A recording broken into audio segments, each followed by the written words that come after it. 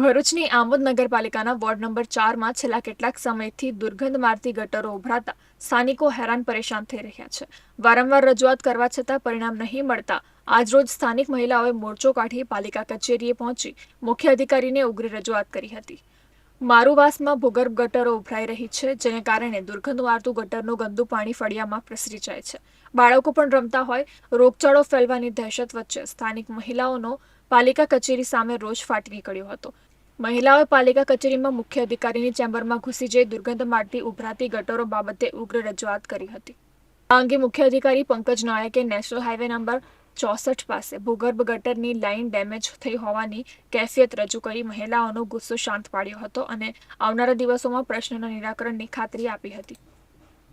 હું આપને જણાવું છું કે અત્યારે જે મહિલા મંડળો જે અત્યારે અમારી ઓફિસમાં આમોદ નગરપાલિકા ખાતે આવેલ એ બાબતમાં આપણે જણાવું કે જીયુડીસી અંતર્ગત અંદાજે ₹6.5 કરોડ રૂપિયાનું મિસિંગ લિંક ભૂગર્ભ ડ્રેનેજનું કામ ચાલુ છે. અને અત્યારે વરસાદ અને જે ભરૂચ દહેજ વચ્ચેનું જે ટ્રાફિક છે એ વાયા આમોદ સરભાણ થઈને કરજણવાળા રોડ પર ડાયવર્ટ કરવામાં આવેલ છે. હવે જે આમોદમાં જે નેશનલ હાઈવે છે એની દુર્દશા ખરાબ છે, એમાં ખાડાઓ પડી ગયા. એના લીધે જે રોડ જે છે ડાયવર્ઝન સર્વિસ રોડ પર આપેલ છે, જેના લીધે અમારે ભૂગર્ભ ગટર લાઇન જે પાઇપો છે અને કુંડીઓ એ ડેમેજ થયેલ છે, જેના લીધે આજે એ ભૂગર્ભ ડ્રેનેજ લાઇનની કુંડીઓ રિપેરિંગ કામ ચાલુ છે અને રિપેર થવાથી આ સમસ્યાનો હલ થશે. અંદાજે 6-7 દિવસે વરસાદના કારણે આ રિપેર થઈ શકેલ નહોતું.